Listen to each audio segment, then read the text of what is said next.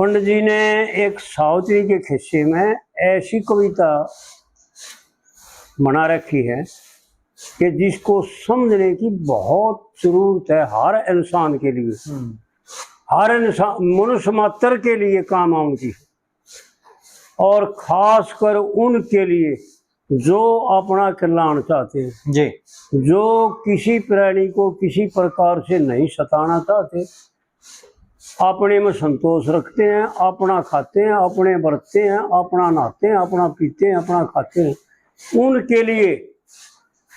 पर मैं किसी प्रकार भी किसी तरह से भी किसी भाव से भी दूसरे की तरफ ना देखता, उनके लिए यह कविता बहुत जरूरी है।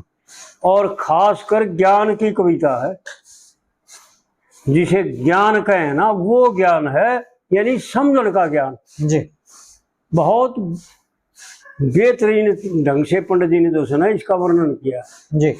यमराज कहता है सावित्री को, जब सावित्री यमराज को मजबूर कर देती है और वो वरदान देता है, जब यमराज कहता है तेरे सास ससुर के धर्म कर्म में ना कदे हानि हो जी, और मन प्रेम से वरदान दिया मेरी साची वाणी हो। जी। पहली बात तो यह समझनी चाहिए कि पंडित जी क्या दर्शाना चाहते हैं। यमराज को माध्यम बना करके और सावित्री को वर के रूप में यमराज के द्वारा जो कथन कराया गया, वो पंडित जी ने हर इंसान का काम आउण की बात बताई। जी। सबसे पहला और शुरुआत में ही यूं देखो कि तेरे सास ससुर के धर्म कर्म में ना कदे हानि हो। वो तो उस टाइम कैस है, यानी आशीर्वाद देता है सावित्री को कि भाई तेरे सास ससुर जो जिसका तू रहे थे, जिनके लड़के से तू शादी करी है, उनके कभी भी धर्म कर्म में किसी प्रकार से कोई हानि ना हो। लेकिन समझने की बात तो यह है कि वो तो उसको कह रहा है, आशीर्वाद दे रहा है या उसको वरदान दे रहा है, लेकिन हमने समझनी अपने सबने है कि हर इंसान के धर्म कर्म में अगर हानि हो जाती है, अगर धर्म भ्रष्ट हो जाता है, जिसका धर्म और कर्म अपवित्र हो गया, वो इस संसार में ना तो परमार्थ का और ना संसार का किसी दिन का नहीं, उसके दोनों दिन खराब हो जाए जी। तो आड़ जो सुना पंडित जी के द्वारा जो कहीं वर्ण हैं जो उनको समझो अच्छी तरह से। तेरे सास ससुर के धर्म कर्म में ना कदे हानि हो और मन प्रेम से वरदान दिया मेरी साची वाणी हो जी। यानी यमराज यूं कहता है कि जो मैं कह रहा हूं वो सत्य हो। इस पहली कली में तो केवल यूं दिखाया, यानी सावित्री के खिस्से का एक वो रूप दिखा कि भाई मैं सावित्री का खिस्सा सुना रहा हूँ। पहली कली में तो बस इतना ही माध्यम है जी कि भाई क्या कहना चाहता है, क्या दर्शाना चाहता है। तेरे सास ससुर को राज मिलेगा जो तू चाह वैसे, और उसकी धर्म में बुद्धि रहे। बड़ी गजब की बातें हैं। उसकी धर्म में बुद्धि रहे सदा धर्म को मावस, और तू थकी हुई कमजोर घड़ी मन दया सी आवस है, हरीब लौट जा ना हक तू परिश्रम उठावस है। कई बकैली फेर भूल जा तू अकलमंद श्याणी हो, और मन प्रेम से वरदान दिया मेरी साची वाणी। यानी सावित्री के खिस्से को आगे बढ़ाते हुए फिर भी पंडित जी ने एक लाइन इस कली में भी वो भर दी कि सदा धर्म में बुद्धि रहे। उसकी धर्म बुद्धि रहे सदा धर्म कुमावस है। हर इंसान का मनुष्य का शरीर पा करके सबसे परम कर्तव्य और सबसे यानी महत्वपूर्ण यो धर्म को माना, जीवों का कल्याण करना, सब पर दया करना और सबका भला करना।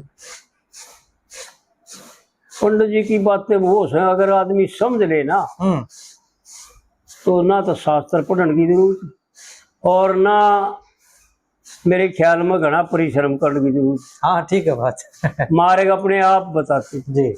और फिर दूसरी कली में पंडित जी ने यूं बताया कि यमराज के द्वारा जो दंड मिलता है वो किस लिए मिलता है, उसका उससे क्या लाभ होता है। हम तो समझते हैं हानि, लेकिन लाभ पंडित जी ने लाभ बता दिया। हे प्रभु, आपसे दंड पाक है प्रजा शुद्ध हो जाती है।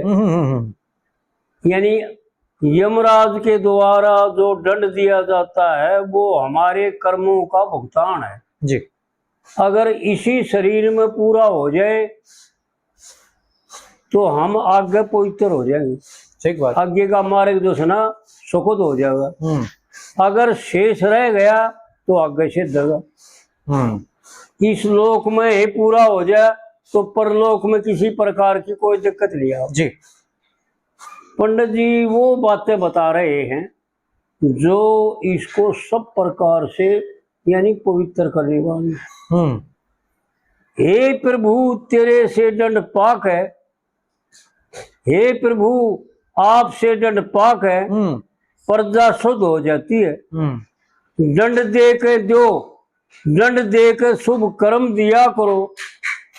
दंड देकर सुकर्म का फल दो। दंड देकर सुकर्म का फल दो। इसलिए फिर शुभ घड़ी आती है। दंड दे के सुकर्म का फल दो दिया करो, इसलिए फिर शुभ घड़ी आती है जी। और इसलिए महाराज आपको प्रजा यमराज बताती है। और एक पंडित जी की गजब की लाइन है, एक आधी लाइन होया करे। ये तो भाई इसके कर्मों का भुगतान जो करता है उसमें नाराज होने की आदत है, बस इतना ही दर्शाता है कि दुखी मत हो जी। जो तने कर रखे उनका इसी शरीर में मिलता है तो आराम से भोग और परमात्मा का शुक्र अदा कर। उस यमराज का कहो यानी परमात्मा का कहो, हे प्रभु आड़े पूरे कर ले, आगे जो है ना किसी प्रकार का कोई मार्ग में विघ्न ना होगा। लेकिन एक बात गजब की, एक आधी लाइन गजब की होया कर। एक छोटी सी अर्ज मेरी जो मेरे मन को भाती है, यह अर्ज है मनुष्य मात्र से जी। यानी विनती को हो, प्रार्थना को हो, रिक्वेस्ट को हो। एक ऐसी बात है कि जीव मात्र ने मनुष्य शरीर पा करके इसका इस्तेमाल करना चाहिए। पंडित जी यूं से दर्शाना चाहते हैं कि मनुष्य धर्म का अगर पालन करना चाहता है, मनुष्य बनना चाहता है तो इस बात का पालन करे जी। एक छोटी सी अर्ज मेरी, अर्जी करता हूं मैं, यानी अर्ज करता हूं, प्रार्थना करता हूं, विनती करता हूं जी। एक छोटी सी अर्ज मेरी जो मेरे मन को भाती है। क्या भाई, क्या है तेरी अर्जी सी? बहुत गजब की बातें हैं, समझ लेने की बात है, ना कि गाँव की बात जी।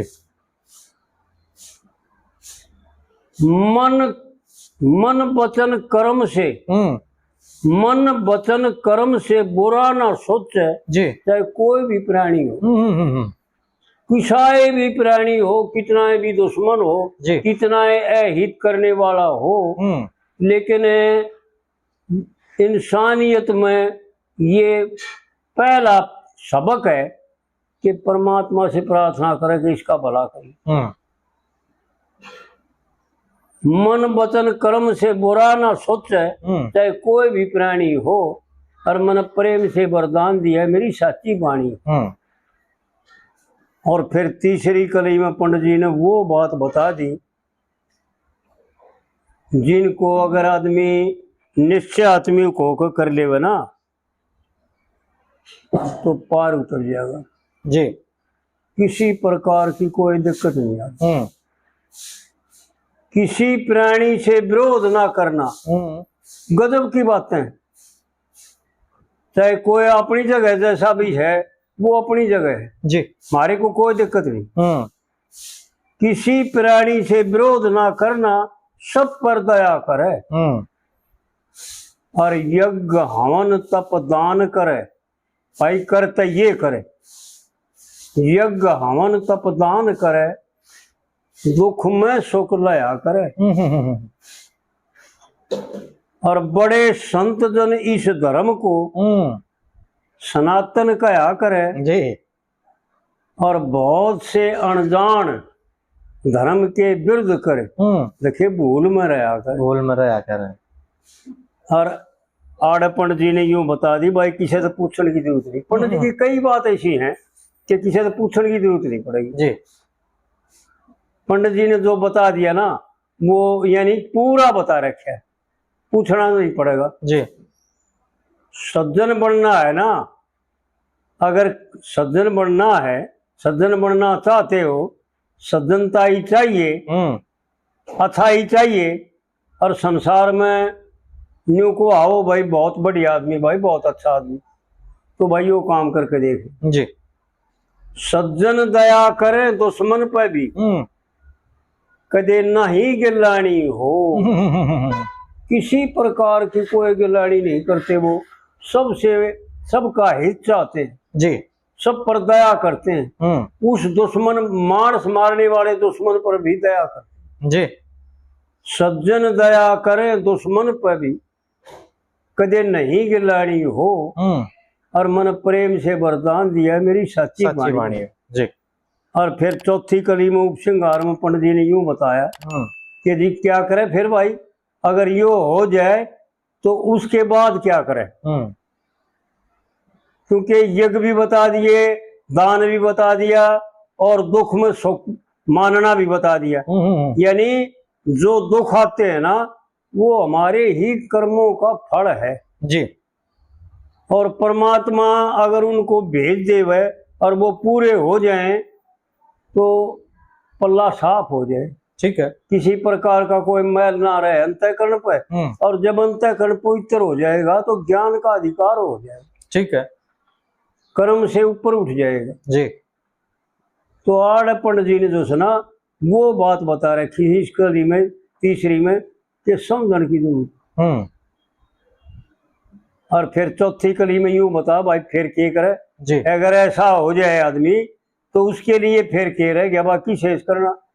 वो शेष बाकी रह गया ना वो बताते हैं चौथी कली, ठीक है। उपसंहार की कली गजब की पंडित जी ने वो बातें बता रखी हैं जो समझण की हैं ना के बकण की। कह लक्ष्मी चंद, लक्ष्मी चंद शरण सतगुरु की जी। रटो हरि ओम हरे और मीठे बोल सच्चाई के सुने झट प्रेम भरे। ऐसा है जी। मीठे बोल सच्चाई के फिर झट प्रेम भरे और सावत्री तेरे वचन मने लेख हृदय बीच धरे। यानी पंडित जी माध्यम सावत्री को बना करके और अपना आपा ना अड़ा करके लेकिन कह रहा है अपनी तरफ से जी कि जितने मैंने वचन कहे हैं वो लिख करके अपने हृदय में धरने चाहिए हर इंसान को जी। ये बकण के नहीं हैं, याद करने के हैं और बर्तन के जी। सावत्री तेरे वचन मने लिखे हृदय बीच धरे और जितने बोल निकलते मुख से देखे एक से एक खरे। यानी एक तो एक बढ़िया जी। कैसे बढ़िया हैं, कितने बढ़िया हैं, जैसे प्यासे की प्यास बुझावन ने ठंडा मीठा पानी हो और मन प्रेम से वरदान दिया मेरी सच्ची वाणी हो। सच्ची वाणी। तो इस प्रकार से जो है ना सावित्री के खिस्से में पंडित जी ने जो कविता जो बनाई जी।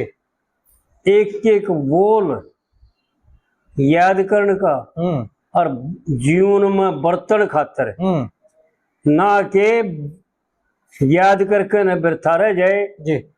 और बके बके जा एक एक बोल कहन का और बर्तन का जीवन में अपने क्रियात्मक रूप दे करके और अपने जीवन में ढालने की बातें हैं जी।